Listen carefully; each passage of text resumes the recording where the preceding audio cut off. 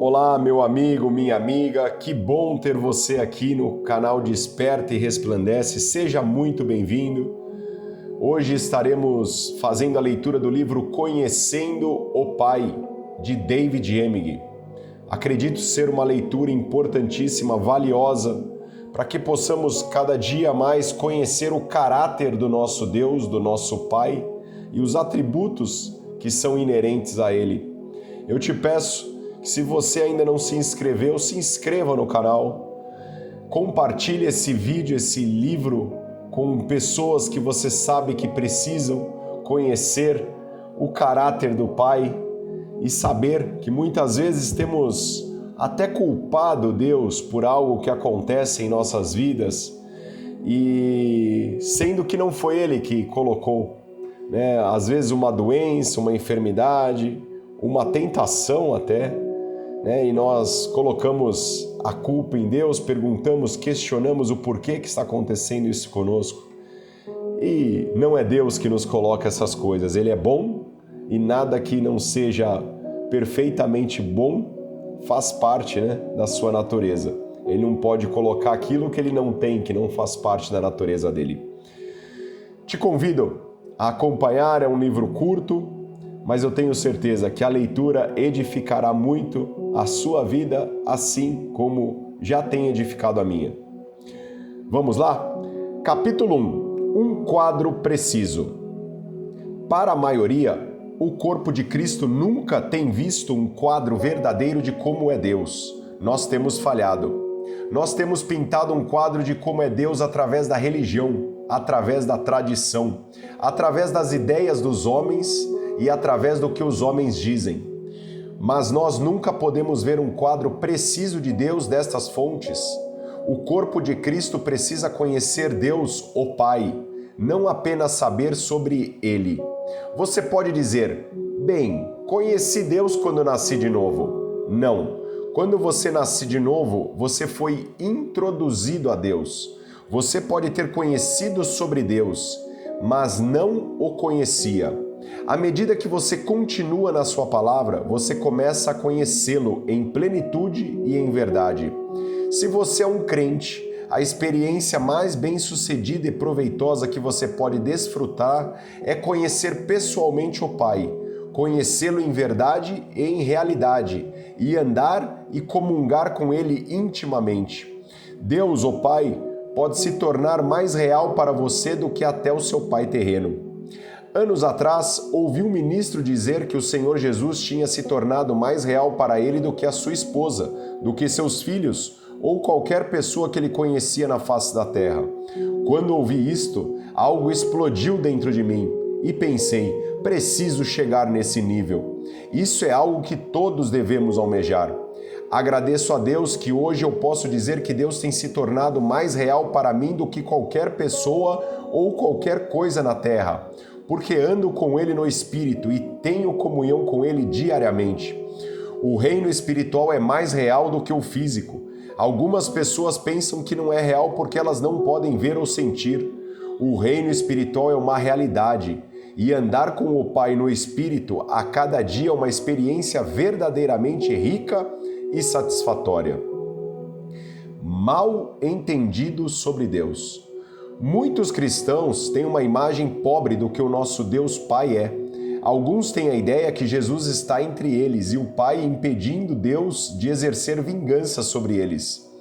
Pensam que se não fosse por Jesus, Deus já teria julgado a eles e que na cruz Jesus estava somente intervindo entre nós e Deus. Mas a Bíblia diz que Deus estava em Cristo, reconciliando consigo o mundo, não imputando aos homens as suas transgressões, e nos confiou a palavra da reconciliação. 2 Coríntios, capítulo 5, versículo 19. Observe que era Deus em Cristo. Um outro mal entendido que os crentes têm é que Deus não os ama de uma forma real e pessoal. Eles não têm problemas com Jesus os amando. Dizem, sim, eu sei que Jesus me ama. A Bíblia diz assim. Mas quando você fala sobre Deus, não estão tão certos, pois eles não têm uma imagem precisa do Pai. Um conceito incorreto de Deus impedirá os cristãos de andar na plenitude do que Deus tem para eles. Eles têm uma imagem errada dentro deles. Pode ser a imagem de um Deus de ira ou de um Deus de justiça. Eu costumava crer que Deus estava contra as pessoas, que estava zangado com qualquer um e que estávamos sob o seu julgamento. Infelizmente, não tinha essa ideia por mim mesmo. Essa era a impressão que recebi de outros. Afinal de contas, Deus não faz as pessoas ficarem doentes para ensiná-las? Eu tenho ouvido pregadores se levantarem no púlpito e dizer que Deus ensinará você e treinará você com enfermidade e doença. E crentes têm recebido essa informação sem nunca questioná-la. Um outro mal-entendido que tem sido colocado adiante sobre Deus é que Ele nos tornará humildes tirando o que temos. Cristãos não podem ter muito e ainda serem espirituais. Que tipo de Deus Pai nós temos? Aquele que envia enfermidade? Aquele que tira de nós? É tempo para o povo de Deus desistir de ter uma mente dobre sobre quem Ele é. Ou Ele é aquele que cura ou não é. Ou Ele é o seu provedor ou não é. Ou Ele é o seu pai ou não é.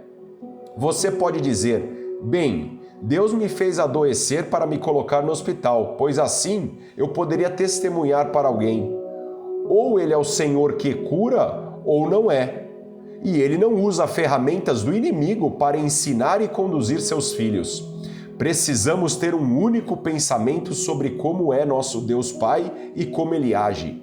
Enquanto tivermos uma mente dobre, não receberemos nada de Deus. Tiago capítulo 1, versículo 8. Deus não sai por aí fazendo as pessoas doentes um dia e curando-as no dia seguinte. Ele não sai por aí suprindo todas as suas necessidades e logo tirando o seu carro, pois assim você será humilde. Jesus era a vontade de Deus em ação. Você alguma vez ouviu fazer alguém ficar doente? Você alguma vez ouviu rejeitar alguém? Em 1 João 1, versículo 5, torna isto claro que Deus não usa as coisas das trevas para nos ensinar. Está escrito, ora, a mensagem que da parte dele temos ouvido e vos anunciamos é esta, que Deus é luz e não há nele treva alguma. Enfermidade e doença são trevas, pobreza é treva, carência e necessidade são trevas. Qualquer coisa que rouba, mata e destrói é treva, e nosso Pai é luz. De nenhuma forma há nele trevas. Uma imagem errada no seu interior de como é o Pai o retardará na sua caminhada de fé. Isso o impedirá de receber de Deus. Há perguntas, pensamentos e raciocínios no interior dos homens que foram plantados pela religião e pelo ensino falso, e estas perguntas e pensamentos o impedem de terem suas orações respondidas. Isso o impedirá de receber do Pai, a não ser que seu pensamento esteja em linha com a palavra de Deus. Você tem que renovar sua mente com a palavra de Deus. Desta forma você terá uma imagem verdadeira de seu Deus Pai. A verdade sobre Deus. O que a palavra diz sobre seu Deus Pai? Na Bíblia está a verdade e a realidade sobre Deus. Nunca encontrei um versículo da Escritura que diz que Deus vai tirar o que você tem para você ficar humilde. Estas passagens não estão lá, mas há muitas pessoas que pensam desta maneira. Quando a coisa esquenta, quando a provação vem, você precisa conhecer Deus. Se você pensa que Deus está trazendo uma crise ao seu caminho para lhe treinar, ou que Ele lhe mandou enfermidade para ensinar a você, a quem você vai buscar socorro? Você percebe como uma imagem errada de Deus pode afetar a sua vida? Você precisa renovar a sua mente com a palavra de Deus. Uma imagem falsa que você tem de Deus pode ser lavada aplicando a água da palavra de Deus. Deixe o Espírito Santo pintar um quadro no seu interior de como é seu Pai. Quando você permitir isso, será abençoado. Como você vai ter fé em Deus se Ele é o seu problema? Se Deus é o seu problema, então você não tem resposta. Mas digo a você na autoridade da palavra de Deus que Ele não é o seu problema. Ele é a sua resposta. Você deve tomar posse da palavra de Deus por você mesmo e ficar firmado na verdade em relação a seu Deus Pai. O único lugar no universo inteiro que você sempre verá um quadro claro, preciso, exato de como é o Deus Pai é da sua palavra. Qualquer outra coisa que você olhar estará contaminado pelos homens, estará contaminado pela religião ou pelo conhecimento dos sentidos. Se você quer saber como Deus Pai realmente é, então você tem que olhar para a Bíblia, visto que Deus e a sua palavra são um. Deus é tudo o que a palavra diz que Ele é. Muitos crentes têm olhado para o mundo para ver Deus, e isto é impossível. Você pode olhar para a criação e ver Deus em seu trabalho manual, mas você não pode vê-lo no mundo, porque Deus não é desse mundo, e seu conhecimento dos sentidos está limitado a este mundo. Para conhecer o Pai, você tem que ir além desse mundo. Você tem que ter conhecimento revelado através da palavra pelo Espírito Santo. Em 1 Coríntios, capítulo 2, versículo 14 diz: Ora, o homem natural não aceita as coisas do Espírito de Deus, porque eles são loucura, e não pode entendê-las, porque elas se discernem espiritualmente. Um homem natural não pode conhecer o verdadeiro Pai, e você não pode raciocinar em sua mente como é o Pai. Você não pode ver com o seu olho natural como o Pai é. Você tem que ler a palavra e crer no que ela diz sobre o Pai e começar a agir nela. Você descobrirá que Deus executará a sua palavra na sua vida. Ele será um Pai para você. Satanás tem enganado a humanidade por muito tempo. Ele tem usado a razão, a filosofia, a religião para ensinar as pessoas como é o Pai, e muitos têm tentado entender Deus através desses caminhos. O resultado é pensamento errado, tal como os seguintes: bem, se Deus é um Deus bom, então por que isto está acontecendo? Se Deus realmente se importa, então por que há tanto problema no mundo? Se você olha para o mundo e a situação dele, você não pode ver a Deus. A Bíblia claramente afirma que Satanás é o Deus deste mundo. 2 Coríntios 4, versículo 4. Em 1 João, capítulo 2, versículos 15 e 16 diz: Não ameis o mundo, nem as coisas que há no mundo. Se alguém amar o mundo, o amor do Pai não está nele. Porque tudo o que há no mundo, a concupiscência da carne, a concupiscência dos olhos e a soberba da vida, não procede do Pai, mas procede do mundo. Você nunca pode entender Deus olhando para o mundo. Você nunca pode entender Deus através das coisas naturais. Se você quer conhecer como o Pai é, então você tem que ir para a sua palavra.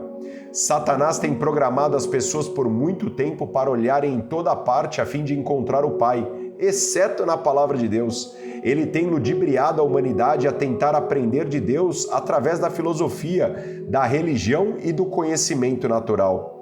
Usando o termo mundo, não quero dizer somente pecadores.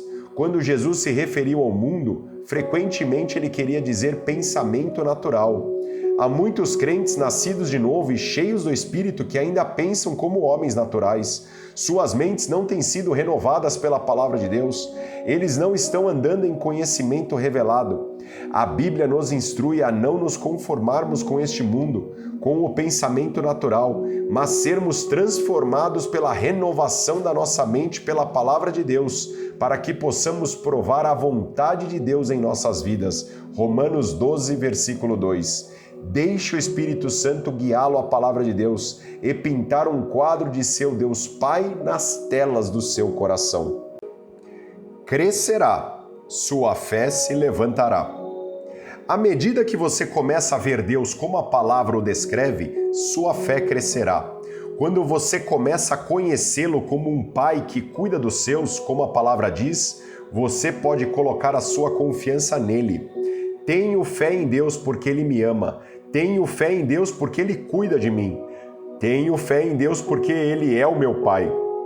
Quando você constrói essas verdades dentro do seu espírito, não será difícil para você andar na palavra de Deus. Você não ficará com medo dele falhar com você, porque você sabe que ele o ama. Smith W. se expressou precisamente quando disse: Não posso entender Deus por impressões, emoções, nem posso conhecê-lo pelos sentimentos.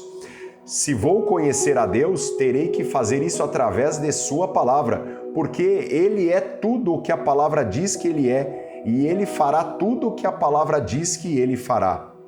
O único lugar que você sempre encontrará algo sobre o verdadeiro Deus Pai é nas Escrituras.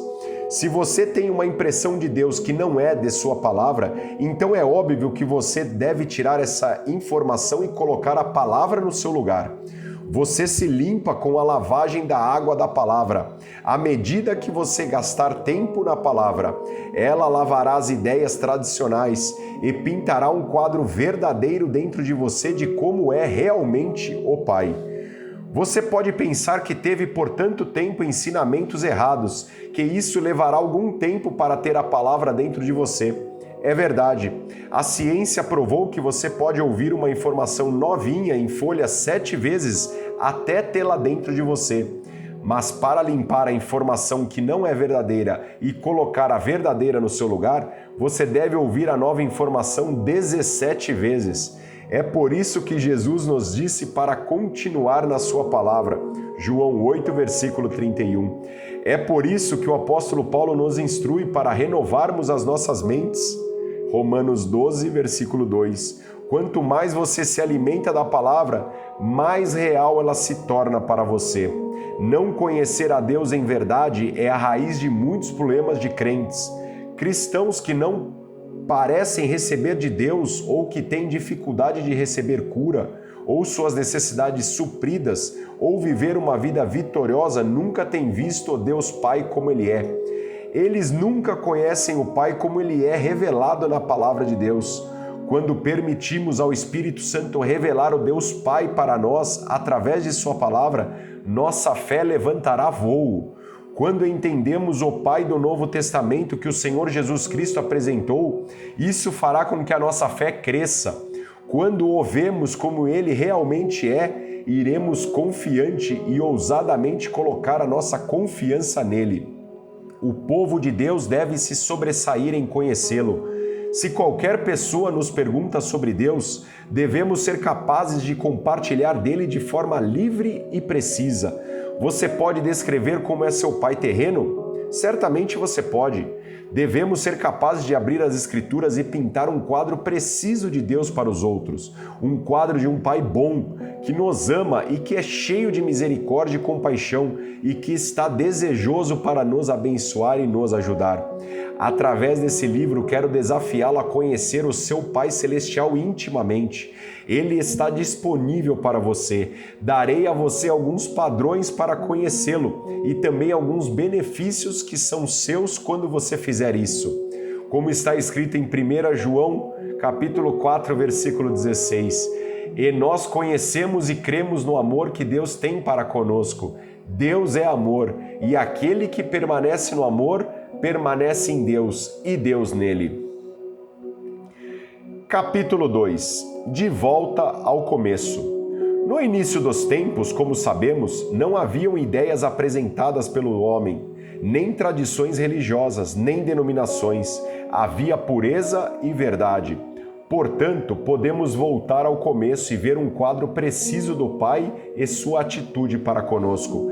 Depois da queda do homem, Satanás ficou envolvido na humanidade e na terra, e a vontade de Deus ficou distorcida. Ficou difícil depois disso ver como era verdadeiramente o Pai, até que Jesus veio e o revelou a nós. Deus é um doador. Em Gênesis capítulo 1, versículos 26 e 27 diz: E disse Deus, façamos o homem à nossa imagem, conforme a nossa semelhança. Tenha ele domínio sobre os peixes do mar, sobre as aves do céu, sobre os animais domésticos, sobre toda a terra e sobre todos os répteis que rastejam pela terra. Criou Deus, pois, o homem à sua imagem. A imagem de Deus o criou, homem e mulher os criou. Bem, no princípio temos um quadro do Pai como um doador. Deus voltou-se para Jesus e para o Espírito Santo e disse: Vamos fazer o homem à nossa imagem. Ele estava dizendo: Vamos compartilhar a vida que temos, vamos criar uma família. Ele não criou um servo ou um robô, ele criou uma família diante da sua própria semelhança para desfrutar um modo de vida de um rei, para ter domínio sobre toda a terra e para estar em comunhão com ele. Quando Deus olhou para Adão, estava olhando para si mesmo, olhando seu próprio filho criado à sua imagem, e creio que olhou com prazer. Ele provavelmente disse: Este é o meu filho. É assim que ele nos vê hoje em Cristo, como seus filhos e filhas. Isso me fala de um Deus bom, de um Deus generoso.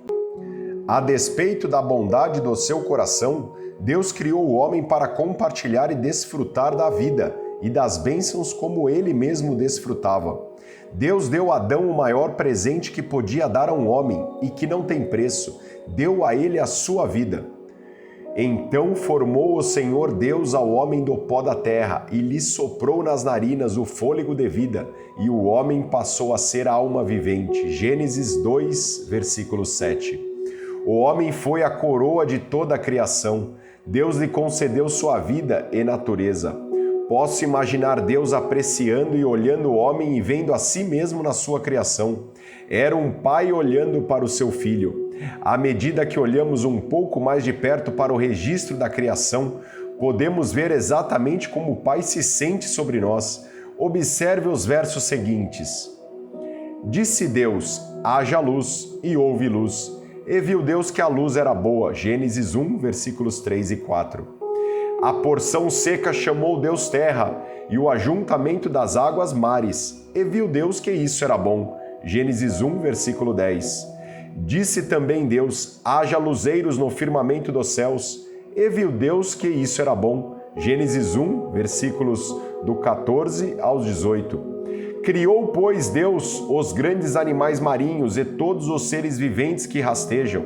E viu Deus que isso era bom. Gênesis 1, versículo 21. E fez Deus os animais selváticos, segundo a sua espécie, e os animais domésticos, conforme a sua espécie, e todos os répteis da terra, conforme a sua espécie. E viu Deus que isso era bom. Gênesis 1, versículo 25. Depois de cada um dos 5 dias da criação, Deus descreveu o seu trabalho como bom. Agora observe como ele descreve o seu trabalho depois do 6º dia, quando criou o homem. Viu Deus tudo quanto fizera, e eis que era muito bom. Houve tarde e manhã o 6º dia. Gênesis 1, versículo 31. Gosto disso. Deus criou a terra e foi bom. Ele criou a lua e foi bom. Ele criou os animais e foi bom. Todavia, quando Deus criou a sua família, Ele colocou o seu selo de aprovação sobre ela. Ele disse que era muito bom. É por isso que o Pai aprecia você, que pensa em você. Para Ele, você foi criado para ser muito bom, e em Cristo você é. A terra é bonita agora, mas era muito mais bonita antes da queda. Quando Deus estava pronto para colocar o homem na terra, a Bíblia diz que Deus plantou um jardim para ele e colocou tudo que era bom para a comida e que era agradável à vista. Gênesis 2, versículos 8 e 9. Isso ilustra um quadro do Pai para você? Isso mostra a você como é o Pai? Deus colocou Adão no meio de sua criação e disse: Adão, dou a você domínio sobre tudo isso. Tudo pertence a você, Adão. Você é o meu filho e eu sou o seu pai. Deus, o Pai, criou o homem Adão e desejou que Adão tivesse domínio nesta vida. A vontade de Deus é a mesma hoje para nós que estamos em Cristo.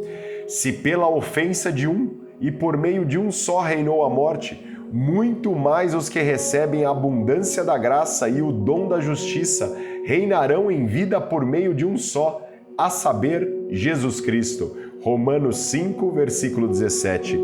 Quando você ler em Gênesis, verá mais exemplos de nosso Deus Pai dando. Deus deu a Adão uma ajudadora e ele também supriu cada necessidade que Adão tinha. Não havia nada em que Adão tivesse necessidade. Não havia razão para Adão ficar em falta em qualquer área de sua vida. A vontade de Deus para Adão é a sua vontade para você e para mim. Essa foi a perfeita vontade de Deus, não adulterada sobre a terra. Sua criação era belíssima, sua família estava vivendo na plenitude de vida, gozando e governando a criação. Cada necessidade estava suprida, tudo era bom. Isso me diz que Deus é um Deus de bondade e que abençoa. Havia somente bondade aqui, não havia enfermidade ou doença, não havia pobreza, não havia carência, preocupação ou aborrecimento. Era a perfeita vontade de Deus para o seu povo. Reconhecer a vontade de Deus para Adão é reconhecer a vontade dele para os crentes hoje. Deus diz em sua palavra: Porque eu, o Senhor, não mudo. Malaquias 3, versículo 6. Toda boa dádiva e todo dom perfeito vem do alto, do Pai das luzes, onde não há mudança nem sombra de variação. Tiago 1, versículo 17. Se a vontade de Deus para Adão não era enfermidade e doença, nem carência, nem medo, nem preocupação, nem inquietação, e uma vez que ele não muda, então a vontade dele para você hoje é a mesma.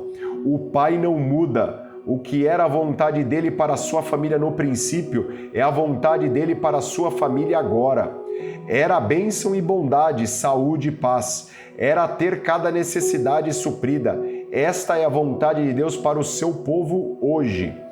Até Adão pecar e abrir a porta para Satanás, ele viveu na perfeita vontade de Deus. Viveu em saúde, andou em bênção e abundância. Quando Adão desobedeceu a Deus, abriu a porta para o inimigo, e aí foi quando o mal começou a operar na terra.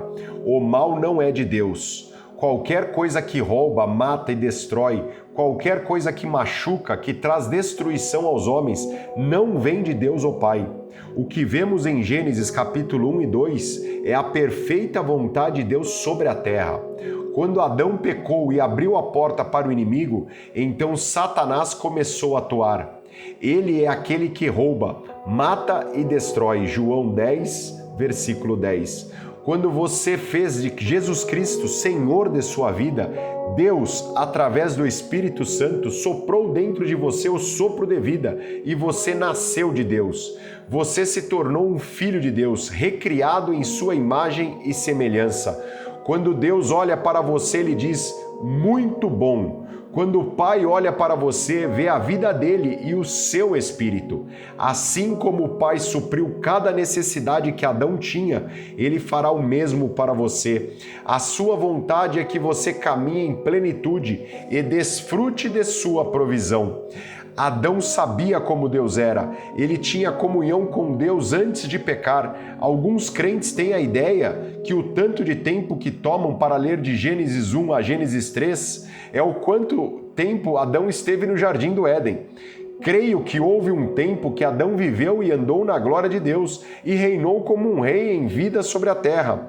Adão sabia como era viver com o Pai, sabia qual era a vontade do Pai, porque a experimentou a cada dia, até o dia em que pecou. Naquele dia, a sua comunhão com o Pai foi cortada e a morte espiritual entrou.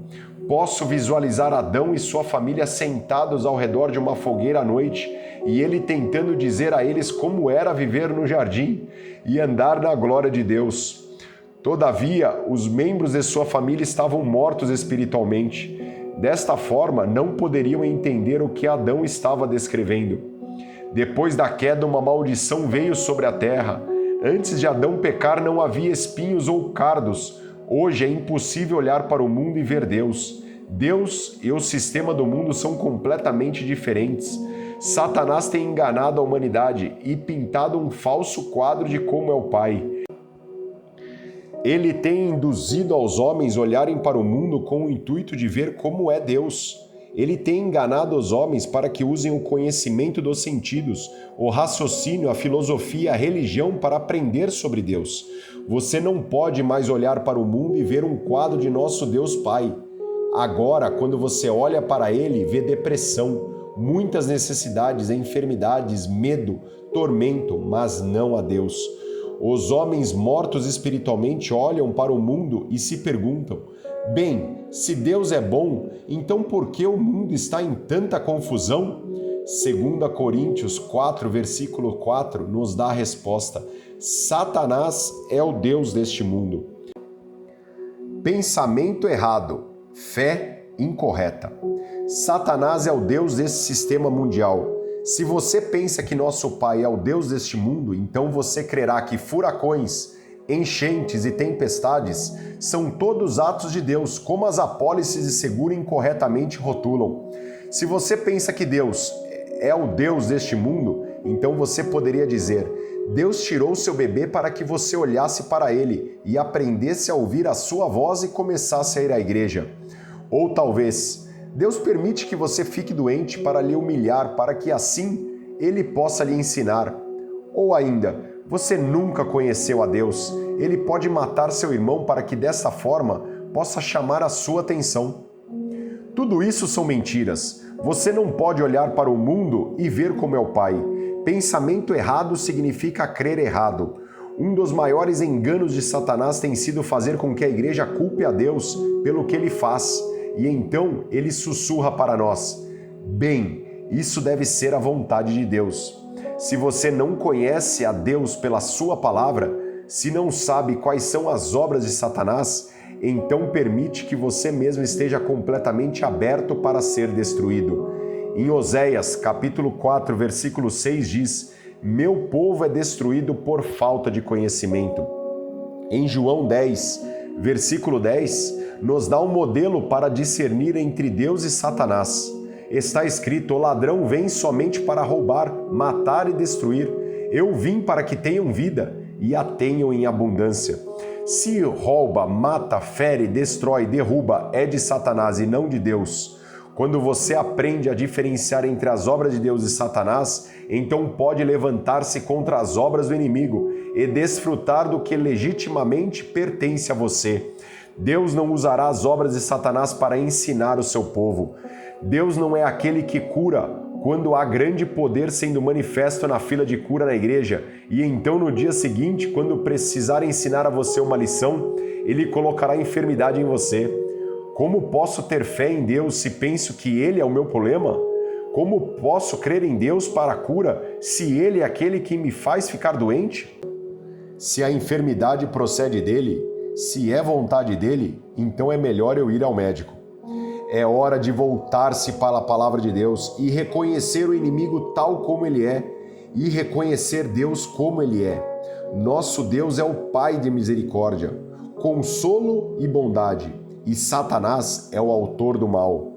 Até em julgamento, a misericórdia e o amor de Deus brilham. Se houve algum tempo que Deus poderia se zangar, foi quando Adão pecou no jardim. Deus tinha dado a Adão o melhor que ele tinha, e Adão deu uma virada e se entregou ao inimigo de Deus, Satanás. Observe o que Deus fez. Para Adão também e para sua esposa, o Senhor Deus fez vestes de pele e os vestiu. Gênesis 3, versículo 21. Logo vemos o sangue de um animal inocente derramado, a misericórdia e a graça de Deus em operação. Deus é um Deus misericordioso. Ele está interessado em cada aspecto de sua vida e proveu para você da mesma maneira que fez para com Adão. Quando você olha para tudo o que Deus deu a Adão, como era completa e abundante a sua provisão, lembre que Ele é o seu Pai e não faz acepção de pessoas. Deus está esperando para abençoar você e cuidar de você, como está escrito em Mateus 7, versículo 11. Se nós, sendo maus, sabemos dar boas coisas aos nossos filhos, quanto mais o nosso Pai que está nos céus dará boas coisas a quem lhe pedir. Capítulo 3. A bondade de Deus. Está escrito em Romanos 2, versículo 4: ou desprezas a riqueza da sua bondade e tolerância e longanimidade, ignorando que a bondade de Deus é que conduz ao arrependimento?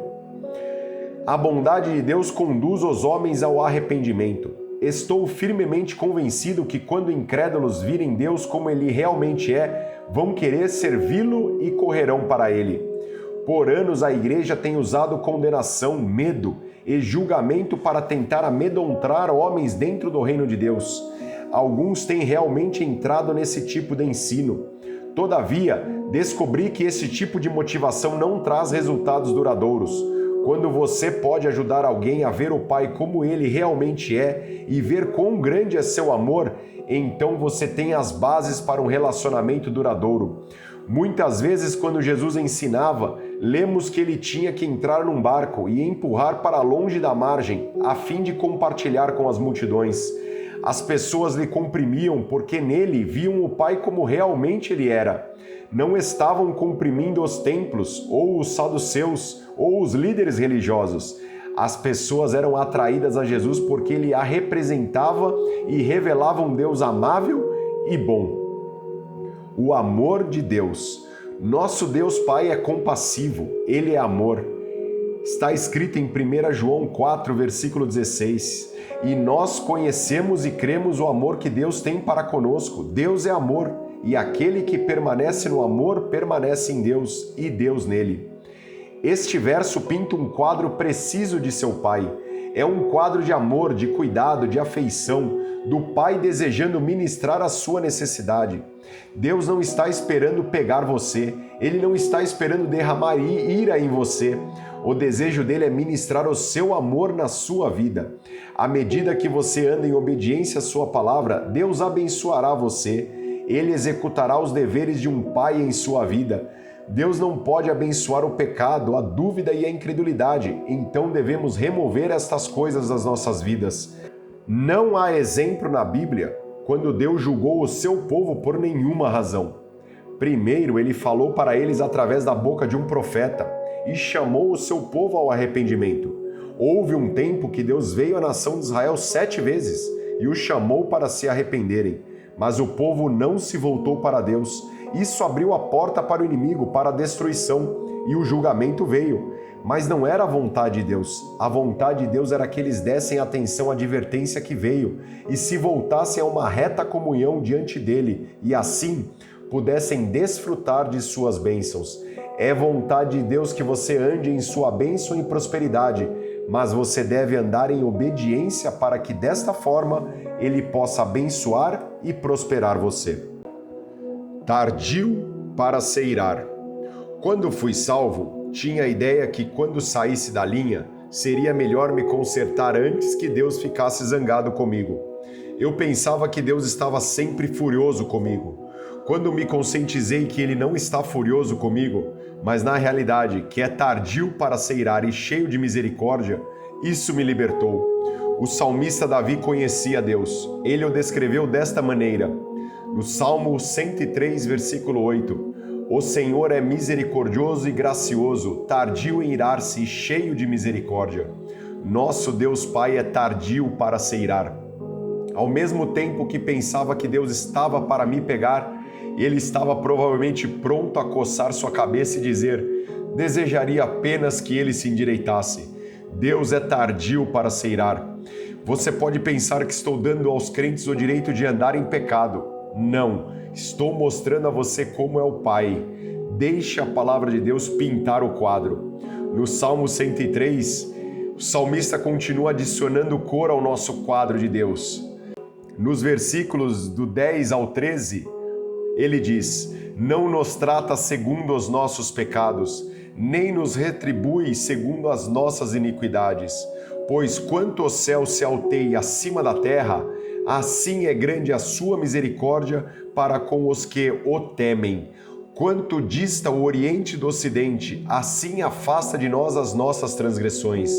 Como um pai se compadece de seus filhos, assim o Senhor se compadece dos que o temem.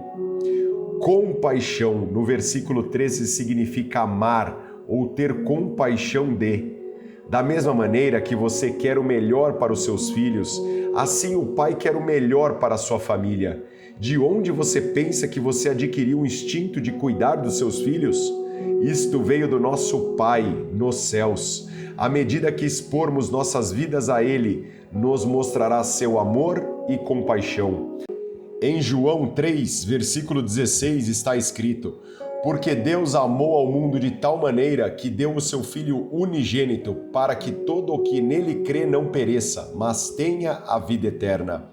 A Bíblia diz: porque Deus amou o mundo de tal maneira que enviou doença e enfermidade.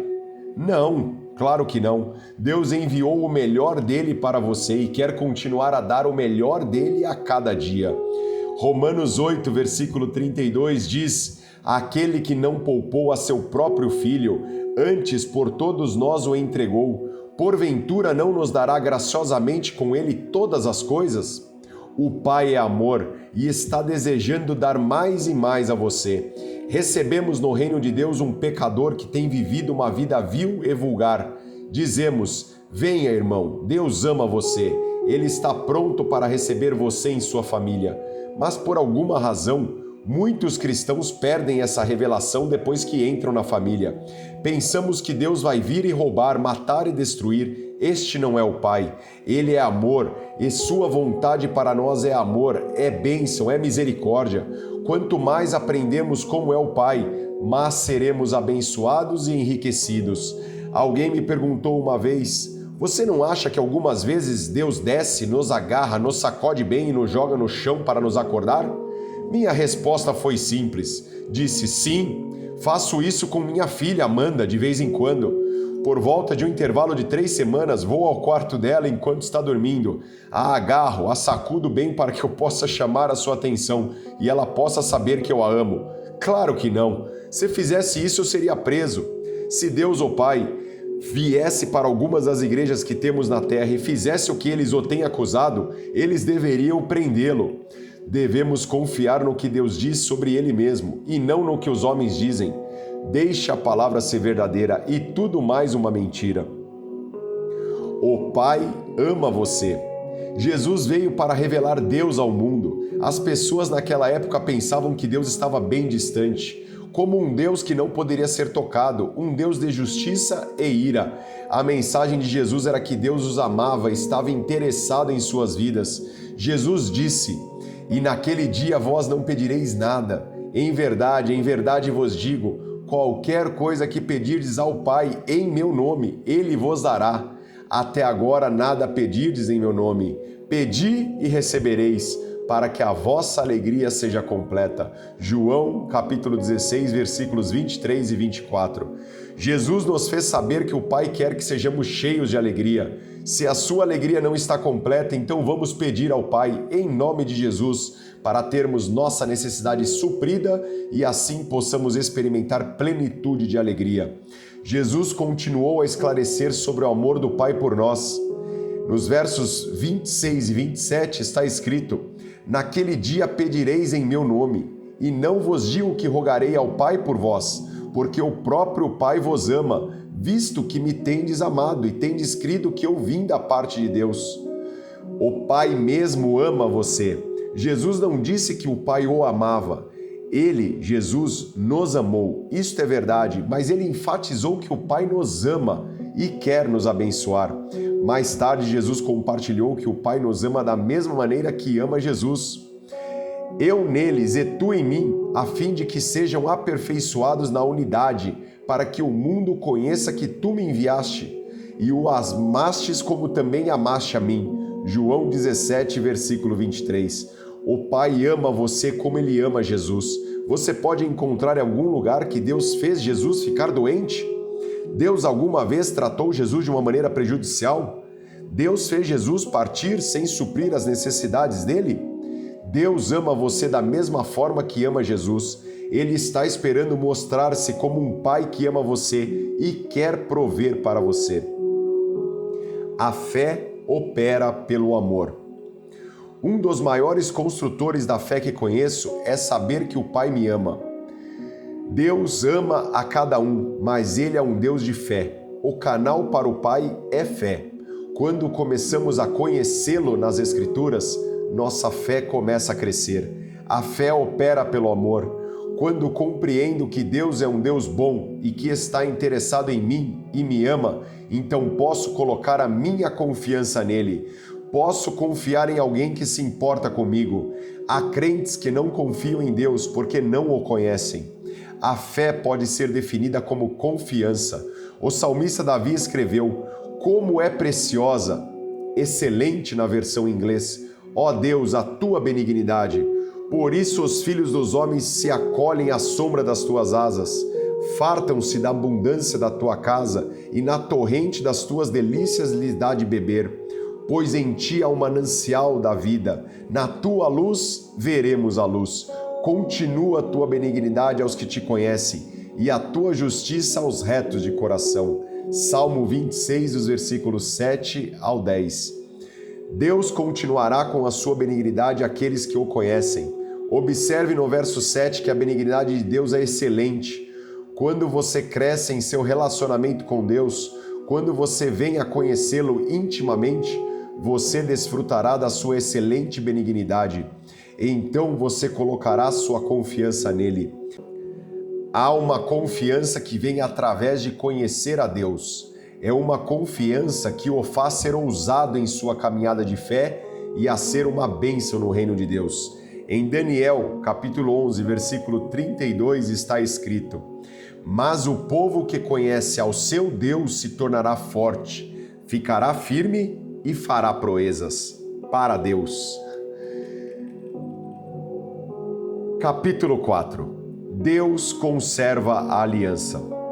Um outro caminho pelo qual os crentes conhecem a Deus é através de sua aliança com eles. Servimos um Deus que trabalha em nossas vidas através de sua aliança conosco. Os homens e mulheres que têm grande favor e sucesso na caminhada deles com Deus são sempre aqueles que conhecem seus direitos e benefícios da aliança e andam ousadamente neles. Uma nova aliança. Deus nunca muda, mas sua aliança muda. Tenho ouvido ministros dizerem no púlpito: Deus foi um Deus de ira e de justiça no Velho Testamento, e no Novo Testamento ele é um Deus de misericórdia e graça. De forma alguma recebemos a ideia que há dois deuses diferentes. Não, há somente um. À medida que você conhece Deus através de sua aliança, entenderá isso.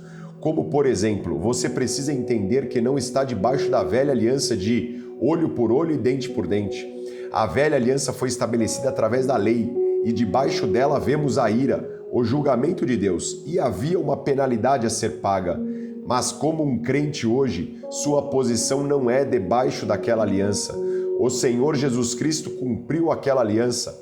Ele arcou com a penalidade, tomou a ira e o julgamento de Deus sobre ele mesmo, para que você pudesse ser livre.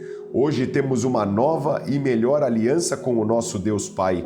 Não servimos a um Deus diferente daquele do Velho Testamento, mas temos uma aliança diferente. Na velha aliança, Deus derramou justiça, julgamento e ira. Contudo, Deus nunca derramou seu julgamento e ira sem primeiro avisar ao povo através de seus profetas, chamando-os ao arrependimento. O julgamento veio quando o povo recusou a voltar-se para Deus. Se você não conhecesse algo melhor, pensaria que Deus ainda estava neste negócio de derramar julgamento e ira sobre a humanidade. Se você conhece o seu Deus Pai somente à luz da velha aliança, pensará assim. Mas no Novo Testamento ou Nova Aliança, Deus derramou a sua ira e julgamento sobre Jesus. Ele tomou o nosso lugar e recebeu o julgamento que deveríamos ter recebido. Deus tratou com o pecado em Jesus. Portanto, quando recebemos Jesus, não estamos mais numa posição de receber julgamento de Deus.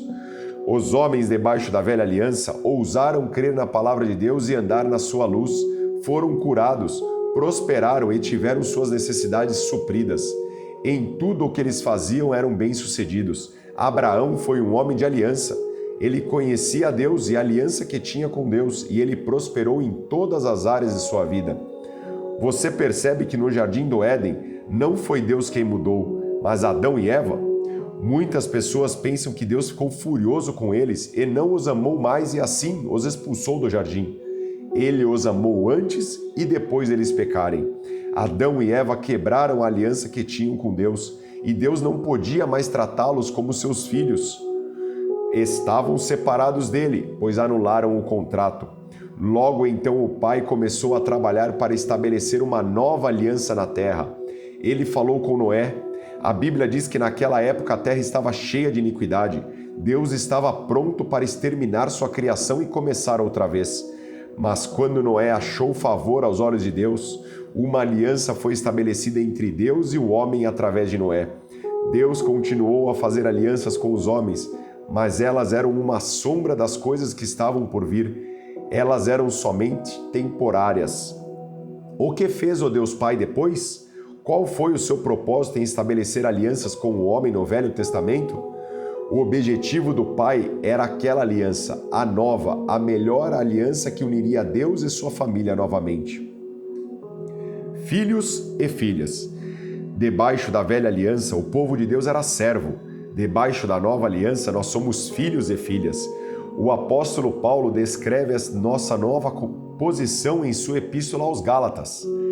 Digo, pois, que durante o tempo em que o herdeiro é menor, em nada difere do escravo, posto que ele é senhor de tudo, mas está sob tutores e curadores até no tempo pré-determinado pelo Pai. Assim também nós, Quando éramos menores, estávamos servilmente sujeitos aos rudimentos do mundo. Vindo, porém, à plenitude do tempo, Deus enviou o seu Filho, nascido de mulher, nascido sob a lei, para resgatar os que estavam sob a lei, a fim de que recebêssemos a adoção de filhos. E porque vós sois filhos, enviou Deus aos nossos corações o Espírito de seu Filho, que clama, Abba, Pai, de sorte que já não é mais escravo, porém filho, e sendo filho, também herdeiro por Deus. Gálatas 4, dos versículos 1 ao 7. Quando Deus diz, suprirei suas necessidades de acordo com as minhas riquezas em glória em Cristo Jesus, isso significa algo para nós, porque é o nosso Pai falando. Ele é aquele que cuida de nós, que nos guarda, que nos protege, que deseja o melhor para as nossas vidas. Ele é o nosso Pai e quando Ele fala, é a verdade. A Bíblia diz que uma vez que somos filhos, somos herdeiros de Deus e co-herdeiros com Jesus. No entanto, alguns de nós saem por aí cantando ou pensando: aqui eu peregrino como um mendigo no calor e no frio, ou aqui estou na encosta do tempestuoso Jordão com um olhar pedinte, ou gotas de misericórdia ao meu redor estão caindo, mas estou suplicando pelas chuvas. Temos cantado este lixo por tanto tempo que tem penetrado em nossos espíritos ao invés do que a palavra diz. Isso tem feito com que os crentes pensem que eles são indignos, que eles não são bons, que eles estão apenas peregrinando na terra, que Deus está furioso com eles, mas que algum dia, quando Jesus voltar por alguma razão, Deus ficará feliz com eles e os levará para casa com ele. A Bíblia diz que uma vez que Deus lhe deu seu Filho, o melhor que ele tinha para dar, que ele também lhe dará livremente todas as coisas para você desfrutar. Se você conhece Deus apenas como Deus, então ele está distante. Você compreende que ele pode fazer qualquer coisa, sabe do seu poder e habilidade, que ele tem o poder de curar, que ele é forte e todo-poderoso, mas pode pensar que ele está ocupado demais para se lembrar de você. Afinal de contas, ele é Deus. Todavia, se você conhece a Deus como Pai, que lhe ama, saberá que ele nunca lhe esquecerá. Se ele é seu Pai e tem poder, então louve a Deus. Ele vai usar isso para o seu benefício. Quando você conhece Deus como seu Pai, então ele não está mais distante.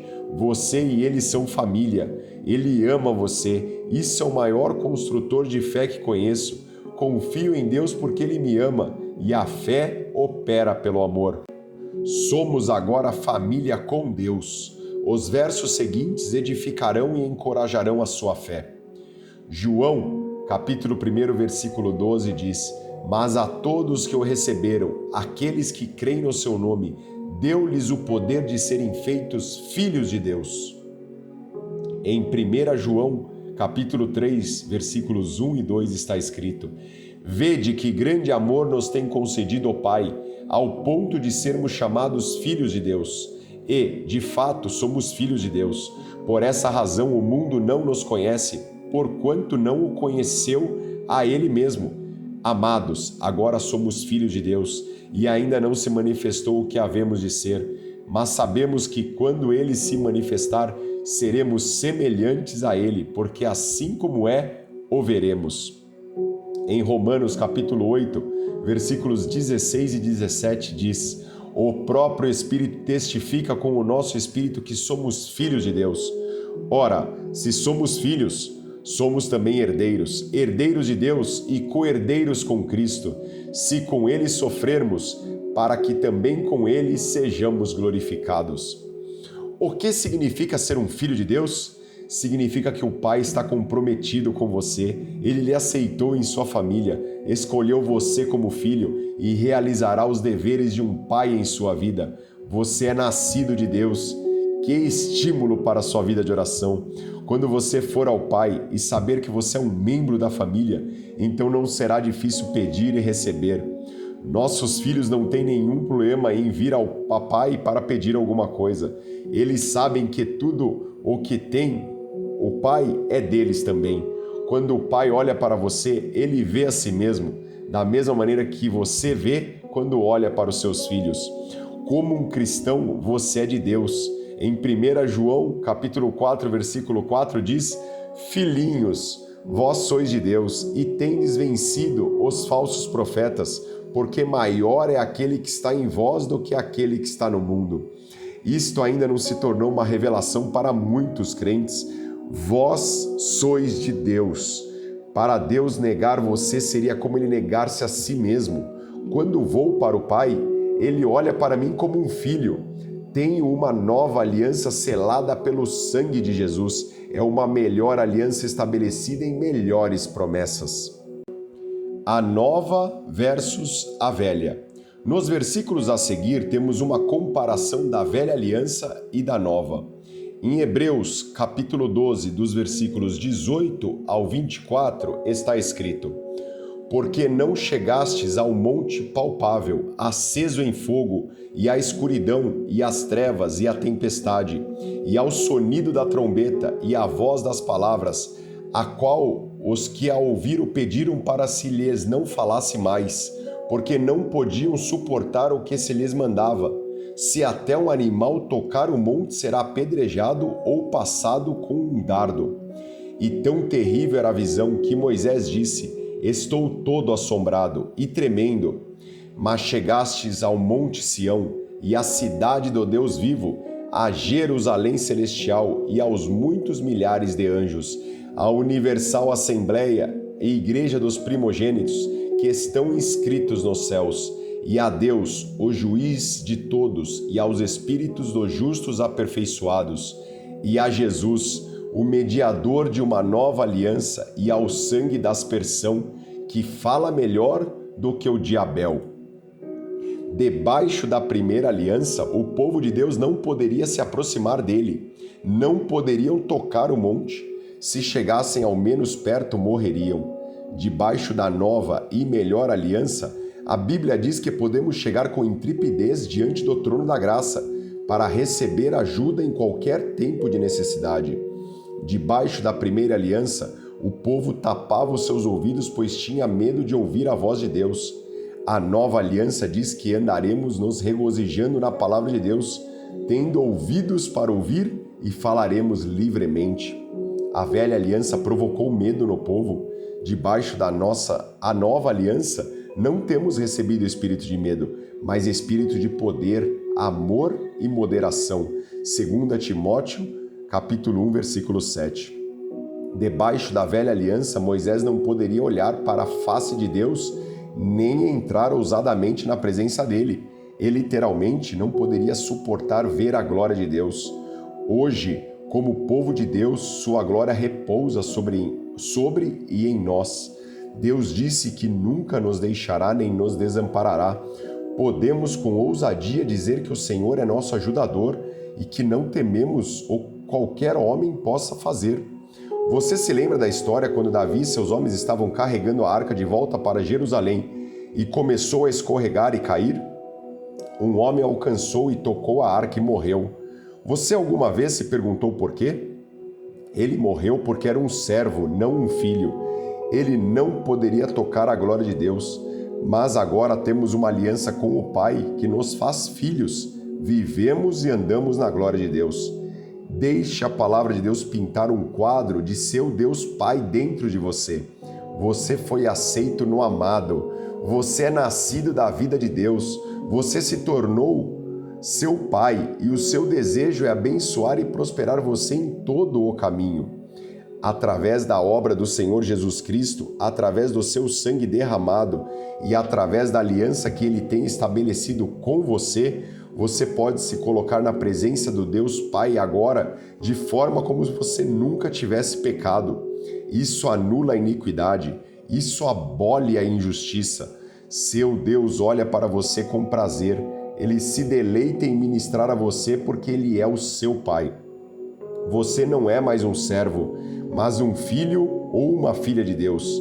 Jesus disse em João capítulo 8, versículo 35, o escravo não fica sempre na casa, o filho sim, para sempre.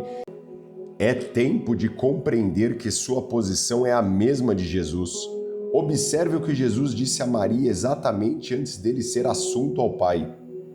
Em João 20, versículo 17 diz: Não me toques, porque ainda não subi para meu pai, mas vai ter com os meus irmãos e dize-lhes: subo para o meu pai e vosso pai, para meu Deus e vosso Deus. Uma aliança de paz. Em Romanos 8, versículos 31 e 32 está escrito: que diremos, pois, à vista dessas coisas? Se Deus é por nós, quem será contra nós? Aquele que não poupou a seu próprio filho, antes, por todos nós o entregou, porventura não nos dará graciosamente com ele todas as coisas? Uma vez que Deus deu o melhor dos céus para você, o Senhor Jesus, então você sabe que Ele está desejoso de suprir suas necessidades. O que é que você precisa? Um par de meias? Ou uma casa?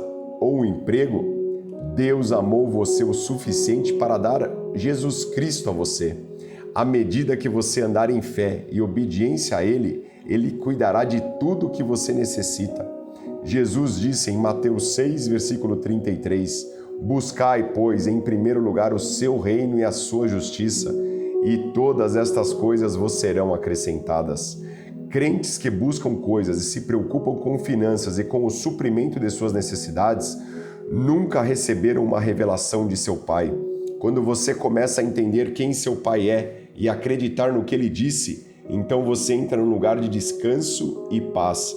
Não importa o que aconteça, meu Pai tomará conta de mim. Sua palavra não pode voltar vazia, e creio que isto é verdade em relação à minha vida. Deus é o doador. No início dos tempos Ele foi doador, e eu creio que hoje Ele é o doador, porque Ele nunca muda. Ele me convidou para lançar sobre Ele os meus cuidados, as minhas ansiedades, qualquer preocupação ou peso que eu possa ter, porque Ele cuida de mim. Isaías profetizou sobre a aliança que seria feita com o derramar do sangue de Jesus. Em Isaías 54, dos versículos 7 ao 10 está escrito: por breve momento te deixei, mas com grandes misericórdias torno a acolher-te. Num ímpeto de indignação escondi de ti a minha face por um momento, mas com misericórdia eterna me compadeço de ti, diz o Senhor, o teu Redentor. Porque isto é para mim como as águas de Noé, pois jurei que as águas de Noé não mais inundariam a terra, e assim jurei que não mais me iraria contra ti, nem te repreenderia. Porque os montes se retirarão, e os outeiros serão removidos, mas a minha misericórdia não se apartará de ti, e a aliança da minha paz não será removida, diz o Senhor que se compadece de ti. Temos a aliança da paz. Não importa se os montes se retiram e tudo cai aos pedaços, você tem uma aliança com seu Pai, que permanecerá verdadeira.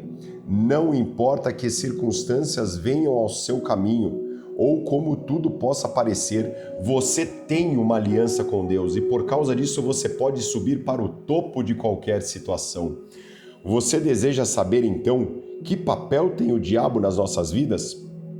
Neste mesmo capítulo de Isaías, Deus fala sobre ele. Ele diz: eis que criei o ferreiro, que assopra as brasas no fogo e que produz a arma para o seu devido fim. Também criei o assolador para destruir. Isaías 54, versículo 16. Deus está dizendo que ele criou Lúcifer. Então Lúcifer, por sua escolha, liderou uma revolta contra Deus e agora o conhecemos como Satanás. Sim, Deus o criou e agora ele se responsabilizará por ele. Deus já deu a você tudo o que precisa para vencer o diabo. Por causa do que Deus fez por nós em Jesus, o versículo 17 é verdadeiro para nós. Toda arma forjada contra ti não prosperará. Toda língua que ousar contra ti em juízo, tu a condenarás. Esta é a herança dos servos do Senhor e o seu direito que de mim procede, diz o Senhor. Isaías 54, versículo 17. Servimos a um Deus que é fiel à sua palavra. Ele trabalha em nossas vidas através da sua aliança conosco. Aprenda os seus direitos e benefícios da aliança e ande ousadamente neles. Como está escrito em Deuteronômio 7, versículo 9. Saberás, pois, que o Senhor teu Deus é Deus, o Deus fiel, que guarda a aliança e a misericórdia até 1000 gerações aos que o amam e cumprem os seus mandamentos. Capítulo 5. Jesus revelou o Pai. Jesus veio à Terra para realizar 2 grandes propósitos. Primeiro, ele veio para redimir a humanidade e quebrar o poder de Satanás sobre a vida dos homens. Segundo, veio mostrar a um mundo louco e confuso como era o Deus Pai. Se houve alguém que conhecia o Deus Pai, esse alguém foi o Senhor Jesus, e ele veio para revelar Deus para nós. O Senhor Jesus Cristo tinha estado com o Pai por toda a eternidade. Quando Jesus nasceu numa manjedoura, ele recebeu um corpo, mas ele tinha estado com o Pai durante todo o tempo. Quando Deus disse, façamos o homem à nossa imagem e semelhança, ele estava falando para Jesus e para o Espírito Santo. Jesus apareceu em cena. Ele começou a falar aos judeus sobre um pai de amor. Eles pensavam que ele era louco e tentaram matá-lo. Este conceito de Deus era completamente estranho para eles. Para os judeus, a presença de Deus estava trancada no Santo dos Santos. Deus não era acessível. Se eles entrassem no Santo dos Santos, eles morreriam. Para eles, Deus estava distante. É triste dizer que muitas igrejas representam um Deus que está distante. Muitos cristãos querem adorar a Deus à distância, mas precisamos ver Deus como Jesus o revelou, isto é, como o Pai de misericórdia que podemos nos aproximar e encontrar ajuda.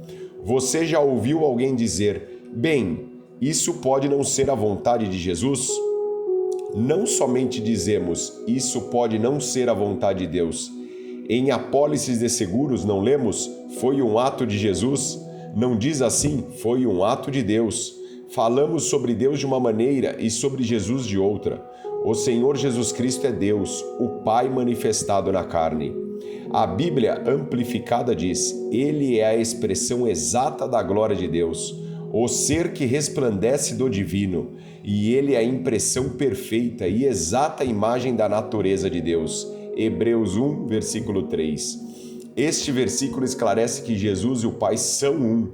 O Senhor Jesus Cristo é a natureza de Deus manifestada na carne. Cada obra realizada por Jesus e cada palavra que falou era a vontade de Deus em ação. Era a revelação do Pai para a humanidade. A vontade de Deus em ação. Precisamos entender e conhecer o Pai na luz de como Jesus o revelou. Os discípulos de Jesus tinham um problema para entender isso também, como podemos ver no incidente registrado no Evangelho reportado por João. No capítulo 14, dos versículos 6 ao 10, está escrito: Respondeu-lhe Jesus: Eu sou o caminho e a verdade e a vida. Ninguém vem ao Pai senão por mim. Se vós me tivesseis conhecido, conheceríeis também a meu Pai. Desde agora o conheceis e o tendes visto. Replicou-lhe Filipe: Senhor, mostra-nos o Pai, e isso nos basta. Disse-lhe Jesus: Filipe, há tanto tempo estou convosco e não me tens conhecido? Quem me vê a mim, vê o Pai. Como dizes tu, mostra-nos o Pai? Não crês que eu estou no Pai e que o Pai está em mim? As palavras que eu vos digo, não as digo por mim mesmo, mas o Pai que permanece em mim faz as suas obras. Jesus Cristo era a natureza de Deus, o Pai em carne. Se você quer saber como o Pai é, então olhe para Jesus. Quem me vê a mim, vê o Pai. Se você quer ver Deus em ação, então olhe para o Senhor Jesus Cristo em ação. Ele é o nosso exemplo. Se você quer ver como Deus pensa sobre uma situação, então estude a vida e o ministério de Jesus. Ele era o representante de Deus fazendo a vontade de Deus sobre a terra. Você pode se perguntar se é a vontade de Deus curar. O representante de Deus, Jesus, curou? O que a vida de Jesus disse sobre a vontade de Deus e cura? A história seguinte é uma narrativa de Jesus confrontando a lepra. Em Mateus 8, versículos 1 ao 3 está escrito: Ora, descendo ele do monte, grandes multidões o seguiram. E eis que um leproso, tendo se aproximado, adorou-o, dizendo: Senhor, se quiseres, podes purificar-me. E Jesus, estendendo a mão, tocou-lhe, dizendo: Quero, fica limpo. E imediatamente ele ficou limpo da lepra. Deus, o Pai, falou através do Senhor Jesus Cristo e disse: Quero. Se era a vontade de Deus curar, então é a vontade de Deus curar agora, porque Deus não muda. Quando Jesus disse quero, era o Deus Pai falando. Era a palavra e a vontade de Deus em ação. É a vontade de Deus curar. Você nunca deveria se perguntar sobre isso outra vez. Está mais que definida e decidida a vontade do Pai ser ministrar cura nas vidas do seu povo. Há um outro exemplo de Jesus curando em João capítulo 5. Esta é a história do doente que ficava junto ao tanque de Betesda, esperando pelo anjo mover a água. Dos versículos 5 ao 9 está escrito: Estava ali um homem, enfermo havia 38 anos. Jesus, vendo-o deitado e sabendo que estava assim havia muito tempo, perguntou-lhe: Queres ser curado? Respondeu-lhe o enfermo: Senhor, não tenho ninguém que me ponha no tanque quando a água é agitada, pois enquanto eu vou, desce outro antes de mim. Então lhe disse Jesus: Levanta-te, toma o teu leito e anda. Imediatamente o homem se viu curado e, tomando o leito, pôs-se a andar. E aquele dia era sábado. Você pode ler e ver exatamente o que as pessoas religiosas fazem quando Deus começa a mover. Os judeus perseguiram Jesus e queriam matá-lo porque ele realizou este milagre no sábado e porque ele disse que isso era obra de Deus. Jesus respondeu a eles, no versículo 17, mas ele lhes disse: Meu Pai trabalha até agora e eu trabalho também. Não é a vontade de Deus para ninguém ficar doente. Ele não faz acepção de pessoas. Deus tem providenciado cura para todos. O Senhor Jesus Cristo carregou sua enfermidade e doença para que você não tivesse que fazê-lo. Jesus mesmo levou feridas em seu corpo por sua cura.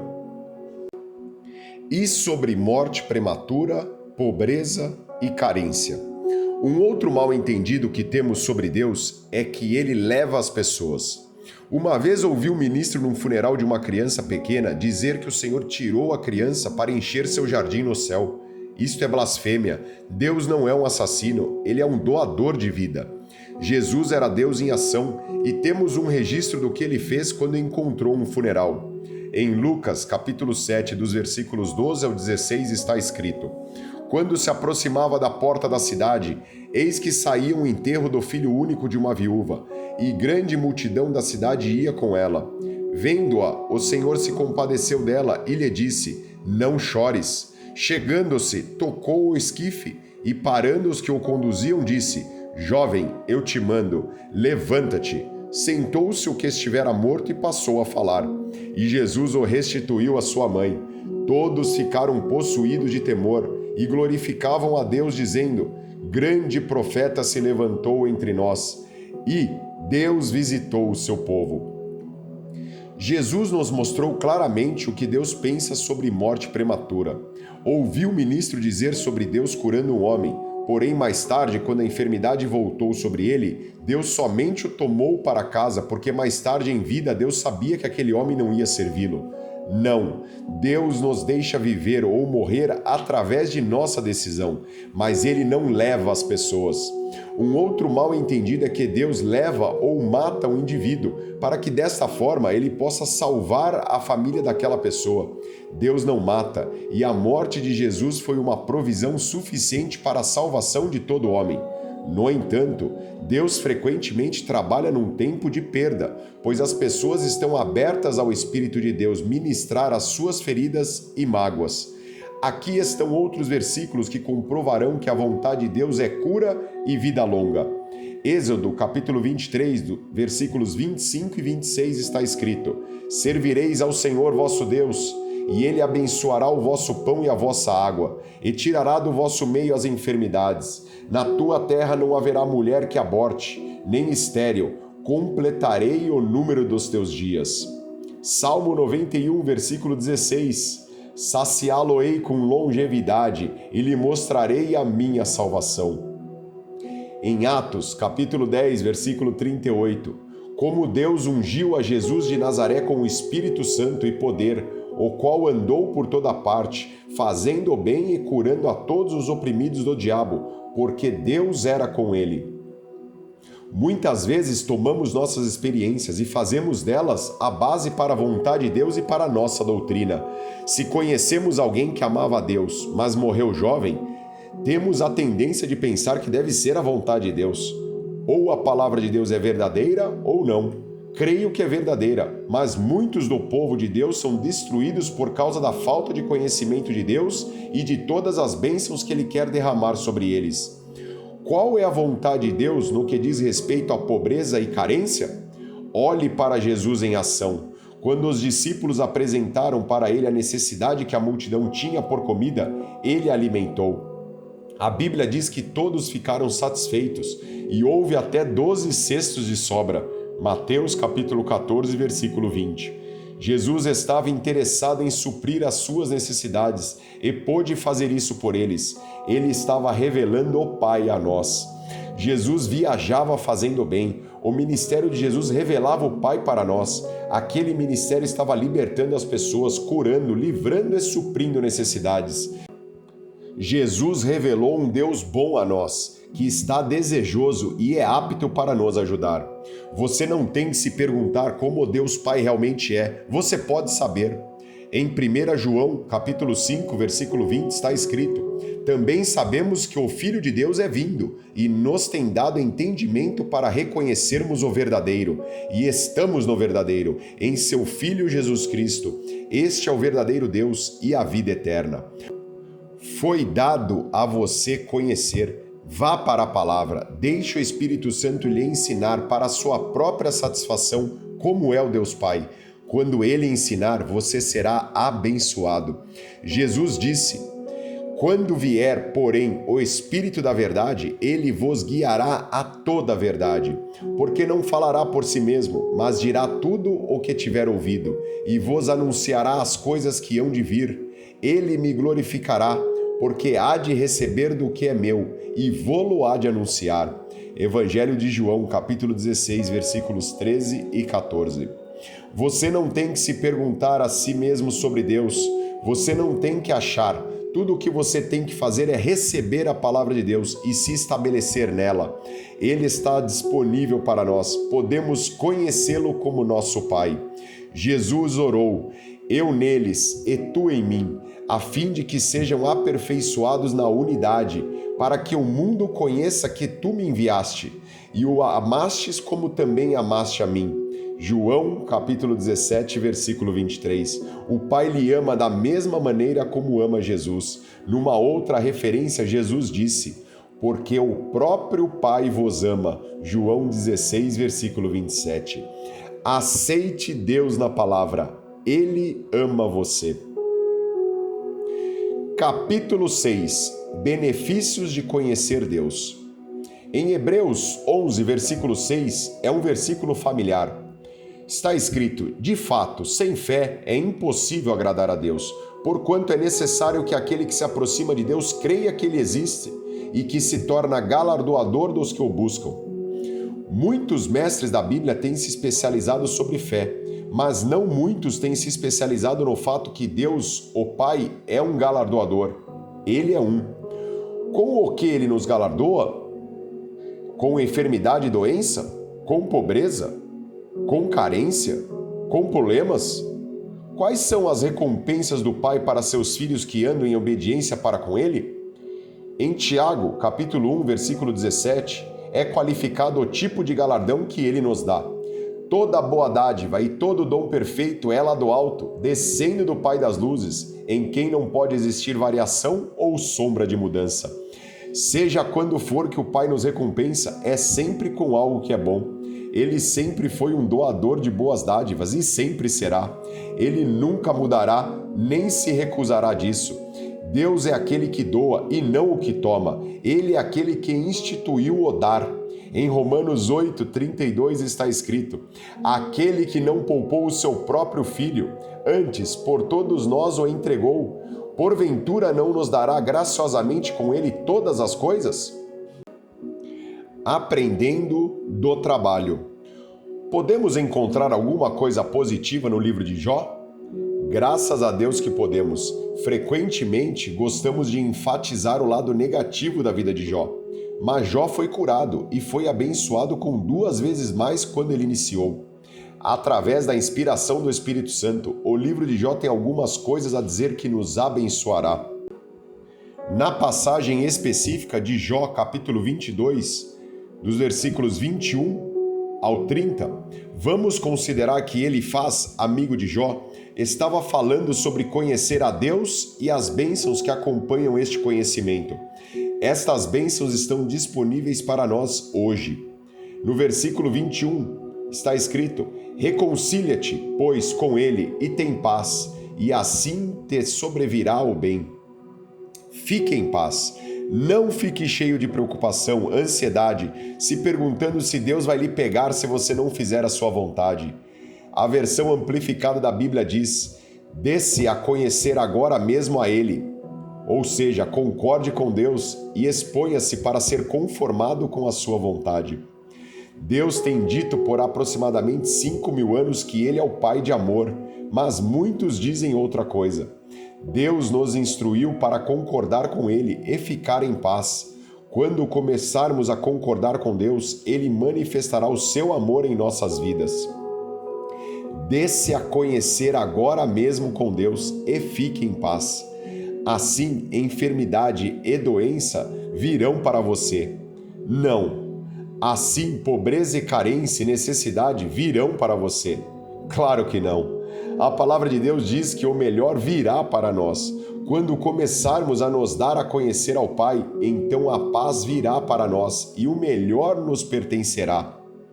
No versículo 22 está escrito: aceita, peço-te, a instrução que profere de sua boca e põe as suas palavras no teu coração. Este versículo nos dá a forma para nos tornarmos conhecidos do Pai, edificar sua palavra dentro de nós. No versículo 23 está escrito: se te converteres ao Todo-Poderoso, serás restabelecido, se afastares a injustiça da tua tenda. Quando você retorna ao Pai e vem conhecer quem Ele é, você se erguerá com força em seu homem espiritual. Você começará a crescer espiritualmente quando você começa a ver quem o Pai é e o que Ele oferece a você. Você lançará a iniquidade para longe de si mesmo, porque aprendeu quem você é em Cristo Jesus, e o pecado não terá mais domínio sobre ti. Você não está debaixo da lei, mas debaixo da graça. Elifaz, amigo de Jó, está descrevendo a prosperidade espiritual aqui, que vem do conhecimento de quem é o Deus Pai. Prosperidade espiritual é crescer, ser fortalecido no seu homem interior e aprender como colocar o pecado onde lhe é devido, isto é, embaixo dos seus pés. Quando compreendi a revelação que o pecado não tinha mais domínio sobre mim, fui liberto de alguns hábitos e pensamentos que tinha segurado por muitos anos no mundo. Quando soube quem o Pai era e o que Jesus tinha feito por mim e que o pecado não tinha mais domínio sobre mim, aprendi que poderia viver sobre o pecado. Coloquei a iniquidade longe de mim. Nos versículos 24 e 25 está escrito: e deitares ao pó o teu ouro, e o ouro de Ofir entre pedras dos ribeiros, então o Todo-Poderoso será o teu ouro, e a tua prata escolhida. Quando você coloca o Deus Pai em primeiro lugar em sua vida e torna a comunhão com Ele uma prioridade maior do que qualquer outra coisa, então Ele prosperará você financeiramente. Há muitos cristãos hoje que começam a ver que Deus quer que eles prosperem, mas precisam primeiro entender e alinhar suas prioridades. Muitos estão mais interessados em ganhar dinheiro do que em conhecer o Pai. Esta é uma prioridade errada e Deus não pode abençoar isso. Ele quer abençoar e prosperar você. O que esta passagem está dizendo é que, quando você conhece pessoalmente o Pai, você descobrirá quais são as riquezas verdadeiras e o dinheiro tomará o seu devido lugar. Aprecio ter comunhão com o Pai muito mais do que o dinheiro. Andar com o Pai é mais importante para mim do que ter qualquer coisa no mundo. Isto é o que acontece quando você conhece Deus em plenitude. Ele se torna a pessoa mais importante em sua vida. Mas Deus não é contra nos prosperar. O versículo 24 significa que o ouro será nosso. tanto quanto como a poeira ou pedras no ribeiro. Em outras palavras, será comum para nós. Uma outra tradução para a defesa do hebraico é tesouro. Ele está nos instruindo para que, se dermos a Deus o primeiro lugar na nossa vida e ter comunhão com Ele, então Ele se tornará nossa fonte e teremos abundância de prata.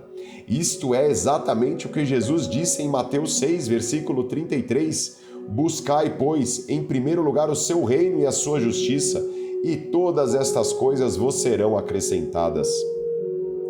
Poder através da oração e da confissão. Nos versículos 26 e 27 está escrito: Deleitar-se-ás, pois, no Todo-Poderoso, e levantarás o teu rosto para Deus, orarás a Ele, e Ele te ouvirá, e pagarás os teus votos. Quando você começa a conhecer o Pai, você se torna poderoso na sua vida de oração. Quando começa a conhecer quem o Pai é e o que te pertence, você começa a mudar coisas através da oração. Porque tenho uma posição correta diante de Deus, posso levantar minha cabeça e entrar ousadamente no trono da graça para receber o que preciso. Quando você não conhece quem o Pai é, não tem a revelação de uma posição correta diante dele. Sem esta revelação, você está preso na consciência de pecado. Você achará que as orações dos outros têm mais poder do que as suas, quando na verdade todos temos a mesma posição diante de Deus, o Pai.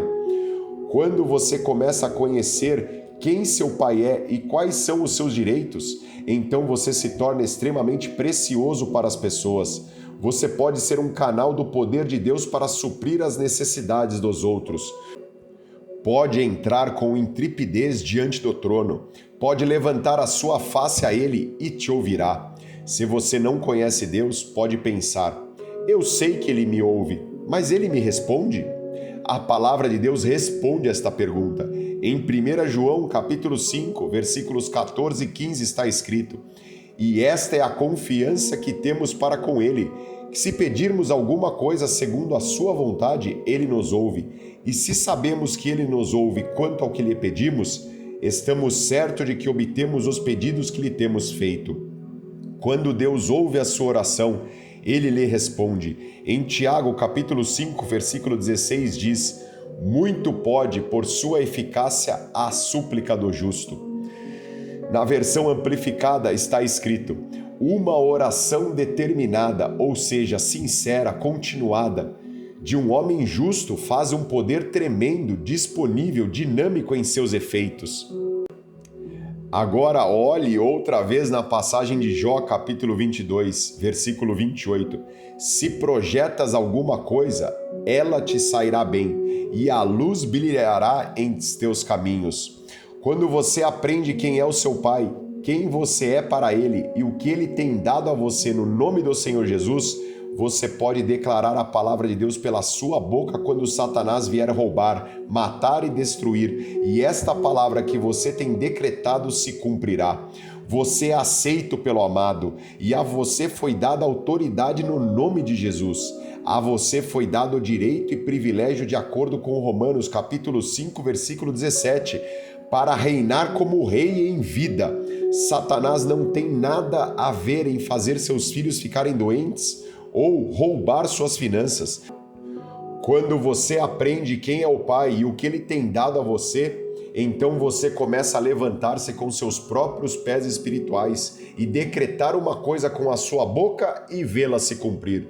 No final do capítulo 22 de Jó, ele alcança o benefício de conhecer o Deus Pai e ser um intercessor. Dos versículos 29 e 30 está escrito: Se estes descem, então dirás para cima, e Deus salvará o humilde, e livrará até ao que não é inocente. Sim, será libertado, graças à pureza de tuas mãos. Quando você conhece o Pai, você se torna efetivo como intercessor.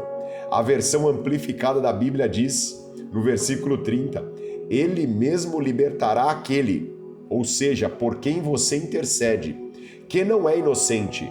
Sim, ele será libertado através da limpeza de suas mãos. Quando você toma ousadamente seu lugar diante do trono de Deus como intercessor, Deus libertará aqueles por quem você ora, mesmo que eles não sejam inocentes. eles serão libertos por causa de você. Temos o exemplo disto na vida de Abraão. Deus disse a Abraão que ele libertaria Sodoma e Gomorra por amor de Abraão, se ele pudesse encontrar 10 justos lá. Quando conhecemos o Pai, nos tornamos preciosos para outros por causa de nossa vida poderosa de oração. Estamos, então, aptos a interceder e impedir que a mão das trevas venha sobre os outros, até que a luz da verdade de Deus brilhe sobre eles e chamem pelo nome do Senhor. Deus não quer que ninguém vá para o inferno, mas Ele precisa de intercessores para pleitear a causa daqueles que ainda estão em trevas. Em Daniel, capítulo 11, versículo 32, está escrito: mas o povo que conhece ao seu Deus se tornará forte e fará proezas. Através do caminho da intercessão, muitas das maiores proezas serão realizadas. Os intercessores impedem as trevas, porque o nosso Deus é abundante em misericórdia. Há benefícios que nos pertencem porque conhecemos o Pai.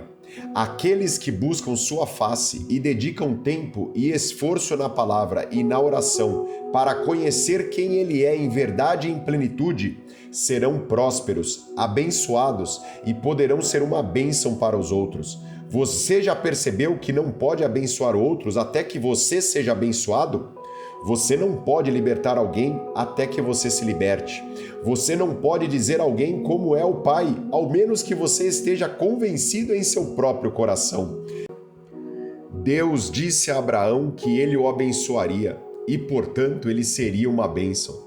Desafio você a conhecer o Pai para experimentar os muitos benefícios que são seus através de um relacionamento íntimo com Ele e então tomar o seu lugar para ser uma bênção para outros através da intercessão e da vida que você vive. Deus abençoe você. Chegamos ao fim da leitura do livro Conhecendo o Pai. E esse livro mexeu muito comigo, gostei muito desse livro, acho que é uma das melhores literaturas sobre a gente poder conhecer Deus como Pai, o que Ele é nosso Pai. E eu creio que você foi ricamente abençoado e fortalecido através da leitura deste livro. Eu quero que você saiba que Deus é por você. Então, deixe que hoje seja o início de um caminhar mais próximo a Deus. E tenha certeza, cada área da sua vida será grandemente enriquecida. Eu sou interessado na sua vida espiritual e quero que você alcance a medida da estatura da plenitude de Cristo. Se você ainda não desconhece como servir a Deus, se você ainda não entregou a sua vida para Jesus, se você não tem certeza se você já nasceu de novo no Espírito, sim, você pode nascer de novo hoje. À medida que você leu esse livro e a palavra de Deus foi falada ao seu coração, eu tenho certeza que você pode ver que Deus é por você. E se você quiser se tornar um filho ou uma filha de Deus, pode então fazer isso através de orar com todo o seu coração. Se você quiser, eu vou fazer a oração e eu gostaria que você repetisse comigo. Querido Senhor Jesus, creio que você é o Filho de Deus, que morreu na cruz pelos meus pecados. Creio que Deus o ressuscitou dos mortos para que assim o poder do pecado e da morte pudesse ser quebrado sobre a minha vida. Peço-te para entrar no meu coração e ser o Senhor da minha vida. Hoje eu confesso-te, Jesus Cristo, como meu Senhor e Salvador.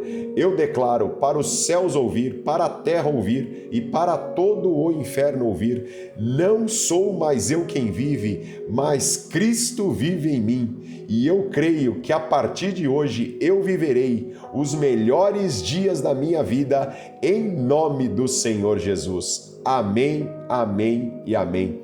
Se você fez essa oração, meu irmão, minha irmã, deixa um comentário aqui nesse vídeo. Se você quiser, eu vou deixar um e-mail na descrição desse vídeo, um e-mail do canal. Eu sou ministro do Evangelho e posso entrar em contato com você. Se você aceitou Jesus, eu te aconselho, procura uma denominação, uma igreja que fale aquilo que você sente que é o verdadeiro Evangelho de Cristo. Não se baseie por placa, não se baseie por homens, mas procure uma denominação que apresente Cristo como Ele é verdadeiramente. Se você quiser, como eu disse, envie um e-mail para o canal ou deixe um comentário no vídeo que nós entraremos em contato com você. Que Deus te abençoe, fique com Deus.